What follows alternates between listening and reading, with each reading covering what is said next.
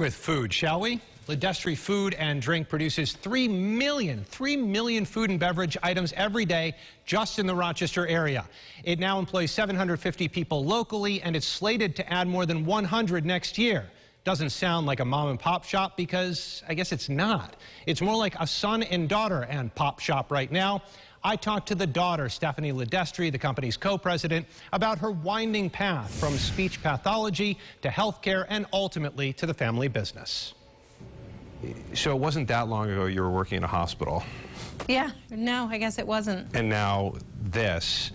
Is that just, did you see that in yourself, the constant change and the constant push, the drive to challenge yourself? No question. Yeah, no question.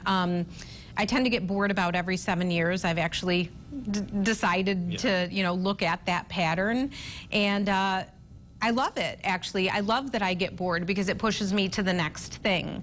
At our organization, I've realized that it's dynamic enough so that I can stay here and still push myself to the next challenge, so I don't plan on leaving. What has it been like to work beside your family members so closely?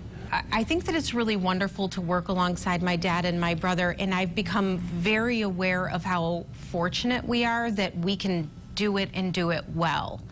Every family is going to have their challenges, and I truly believe we're just like any other family company in that way.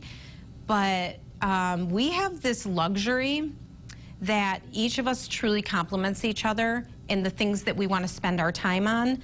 There's very little overlap. So between the three of us, we kind of make up a really solid whole. How do you plan to keep the family mission, in a sense, the culture, while LiDestri grows? How is that possible? Because you're talking to large corporations that you've known, either lost it or never had it.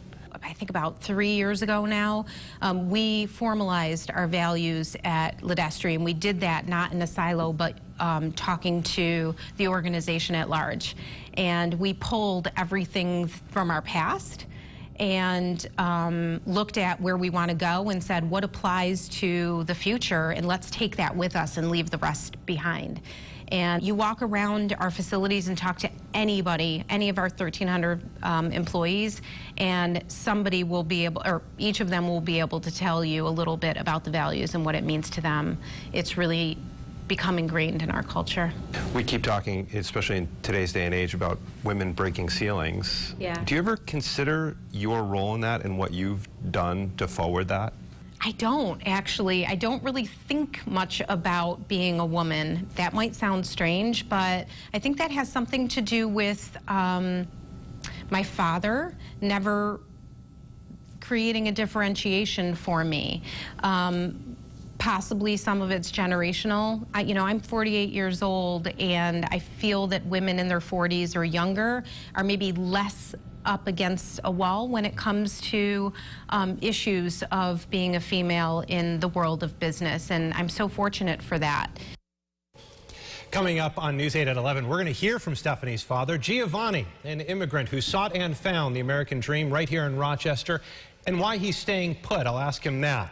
For more stories like this one, go to the Adam Interviews section of RochesterFirst.com.